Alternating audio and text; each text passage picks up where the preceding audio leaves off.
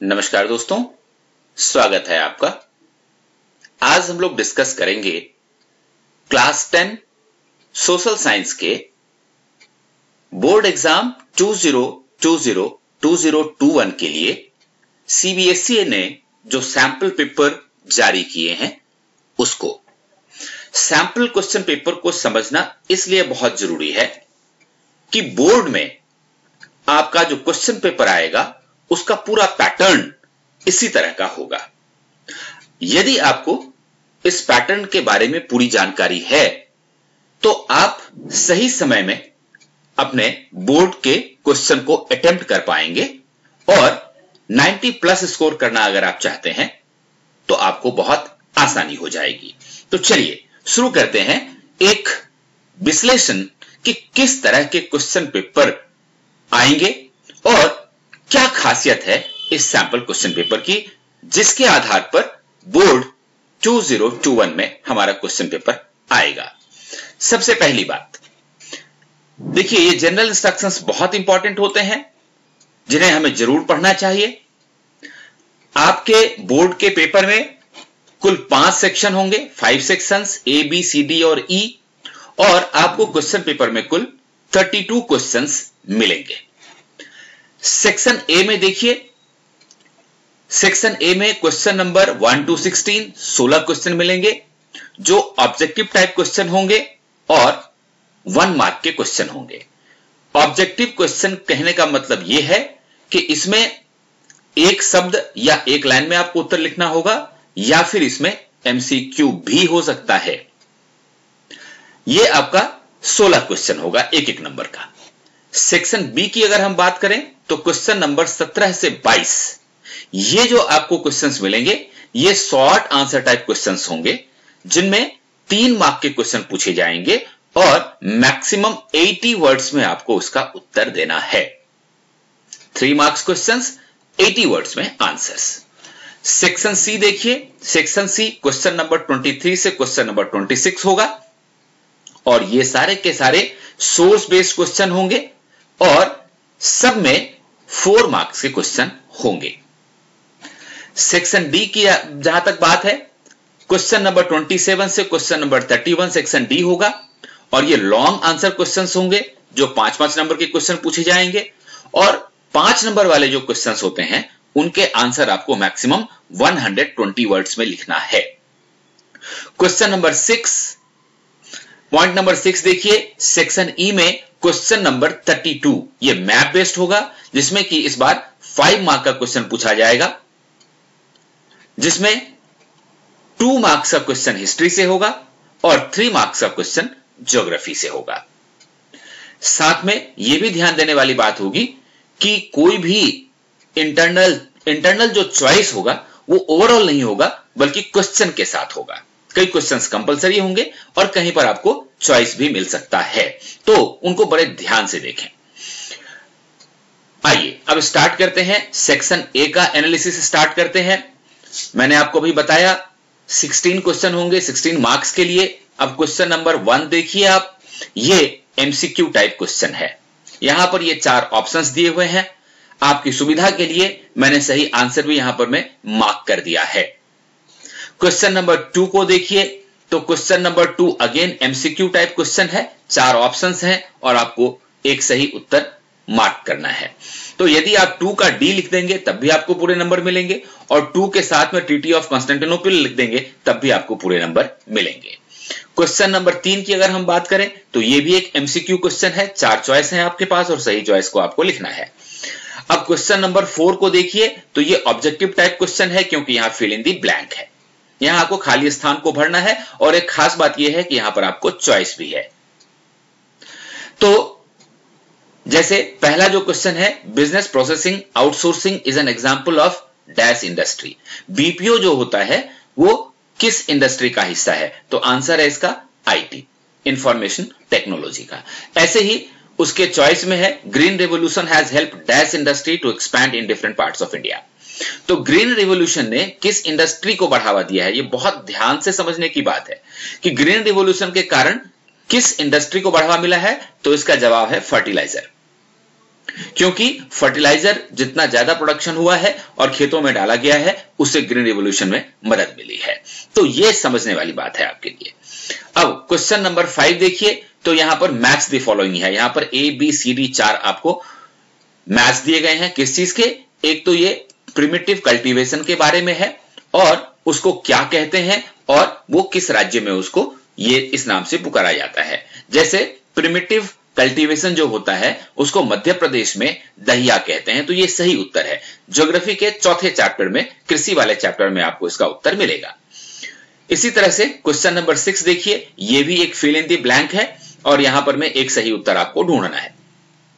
Question number 7 देखिए, identify the soil with the help of following features. यहां पर में कुछ फीचर्स दिए गए हैं और आपको इन फीचर्स के आधार पर पहचान करना है किस चीज का? सॉइल टाइप का। तो यानी कि 6 तरह के जो सॉइल हमें पढ़ाए जाते हैं ज्योग्राफी के चैप्टर नंबर 1 में, तो उसमें सभी सॉइल के जो फीचर्स होते हैं अगर हम पढ़ लें तो 1 नंबर का क्वेश्चन हम यहां आसानी से कर सकते हैं, जिसका इसका उत्तर क्या है? Arid soil. क्वेश्चन नंबर 8 देखिए, क्वेश्चन नंबर 8 ये भी एमसीक्यू है और इसमें करना क्या है? अपने को आइडेंटिफाई करना है। यहां पर मैं मिलेट का, जो कि जिसमें आयरन होता है, कैल्शियम होता है, बाकी और न्यूट्रिएंट्स होते हैं, उसको क्या कहते हैं? तो ये ज्वार, बाजरा, रागी, राजमा आपको दिया हुआ है चॉइस, उसमें सही चॉइस जो है रागी है। तो ये आपको आइडेंटिफाई करना है। इसी तरह से क्वेश्चन नंबर 9 भी एक एमसीक्यू है। क्वेश्चन नंबर 10 आप देख लीजिए, बोर्ड में जब क्वेश्चन नंबर 10 होगा आपका तो वहां पर भी ये चॉइस मिलेगा आपको, और यहां पर डिफाइन मेजोरिटेरियनिज्म या फिर डिफाइन एथनिसिटी।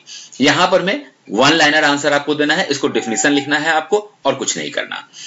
तो ध्यान देने की बात यह है कि यहां पर मैं आपको 3 या 4 या 5 लाइन नहीं लिखना है, क्योंकि आप कितना भी लिखेंगे मार्क्स तो आपको 1 नंबर ही मिलेंगे। क्वेश्चन नंबर 11 जो है वहां भी आपको चॉइस मिलेगा, यह समझने वाली बात है। 2 आपके पास क्वेश्चन होंगे जिसमें एक आपको उत्तर लिखना है। और क्वेश्चन नंबर 12 बहुत इंपॉर्टेंट है, हालांकि ये 1 नंबर का ही क्वेश्चन है, लेकिन यहां पर ये डाटा इंटरप्रिटेशन का क्वेश्चन है। ये डाटा आपको दिया हुआ है यहां पर में, और इसको समझ करके और सही उत्तर आपको निकालना है।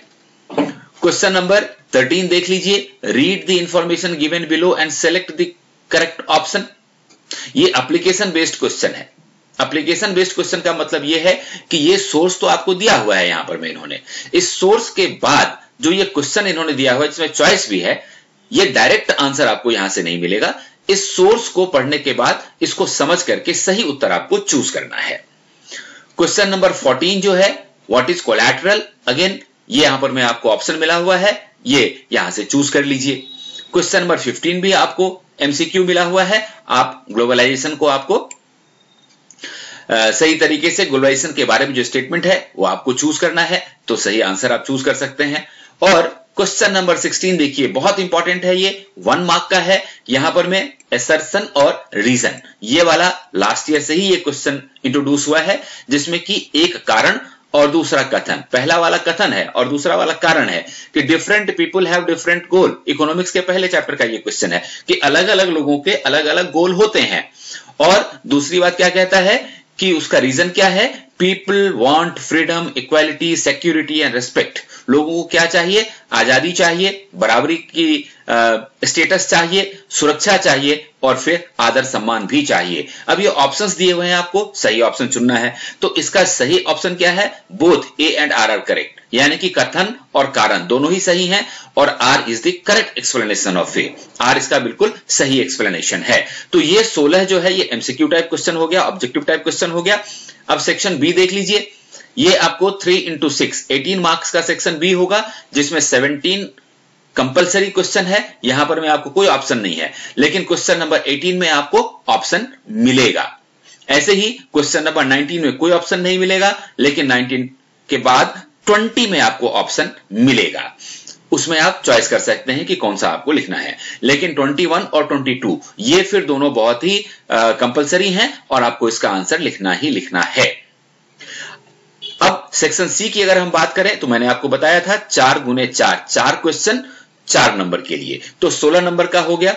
अब है क्या इसमें? Read the source given below and answer the questions that follows. ये सोर्स दिए हुए हैं। अब यहां ध्यान देने की बात क्या है कि ये केस बेस्ड क्वेश्चन है। केस बेस्ड क्वेश्चन का मतलब क्या होता है कि डायरेक्ट अगर आप इन प्रश्नों के उत्तर ढूंढने की कोशिश करेंगे तो आपको नहीं मिलेंगे। तो यहां पर there will not be direct answer, ये समझने की कोशिश करनी है आपको। दूसरी बात यह है कि ये देखिए, ये जो पैराग्राफ है following the defeat of Napoleon in 1815, ये हिस्ट्री से लिया हुआ है। इसका मतलब ये हुआ कि अगर 4 क्वेश्चन हैं तो 23 नंबर देखिए हिस्ट्री का पैसेज है। ऐसे ही आप 24 देखिए, ये ज्योग्राफी से लिया हुआ है, मैन्युफैक्चरिंग इंडस्ट्रीज। अगर आप 25 देखें ये वाला, तो ये देखिए इन ए डेमोक्रेसी, यानी कि ये पोल साइंस का पैसेज है। और क्वेश्चन नंबर 26 देखिए, Ford Motors an American company is one of the world's largest automobile manufacturers, ये इकोनॉमिक्स का लिया हुआ पैसेज है। यानी कि आपको चारों ही बुक में से एक एक पैसेज मिलेंगे और उनमें से 4-4 नंबर के क्वेश्चन होंगे। अच्छी बात यह है यहां पर कि यहां पर भी आपको ये सारे एमसीक्यू क्वेश्चंस मिलेंगे जिसमें आपको सही ऑप्शन ढूंढना होगा। अब आइए सेक्शन डी की बात करते हैं। Section D long answer type questions हैं और 5 into 5 5 क्वेश्चन 5-5 नंबर के, यानी कि 25 नंबर का होगा। तो ये क्वेश्चन नंबर 27 देखिए, क्वेश्चन नंबर 27 में आपको ऑप्शन मिला हुआ है, या तो ये या फिर ये आप हल कर सकते हैं। क्वेश्चन नंबर 28 में भी आपको चॉइस मिला हुआ है। और एक चीज आप समझने की कोशिश करेंगे कि आपको जो चॉइस मिला हुआ है वो दोनों ही क्वेश्चन सेम चैप्टर से पूछा हुआ है। जैसे क्वेश्चन नंबर 28 देख लीजिए, describe the role of mass communication in India, और दूसरा है बेनिफिट ऑफ रोडवेज। वो सेम चैप्टर से दोनों क्वेश्चन है। ऐसे ही पहला अगर आप देखें क्वेश्चन नंबर 27 कि how did people belonging in different communities, regions और language group develop a sense of collective belongingness in 19th century India, explain.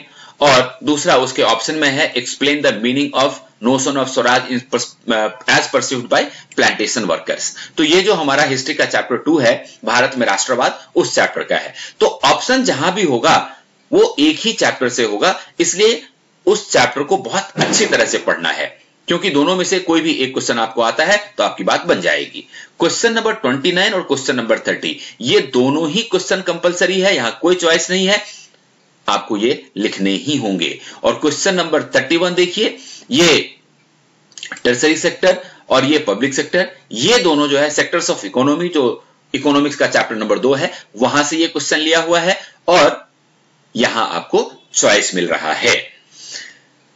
तो कहां चॉइस है वहीं से आपको ये क्वेश्चन चुनना है, ये ध्यान रखिएगा। अब सेक्शन ई जो है ये मैप बेस्ड क्वेश्चन है।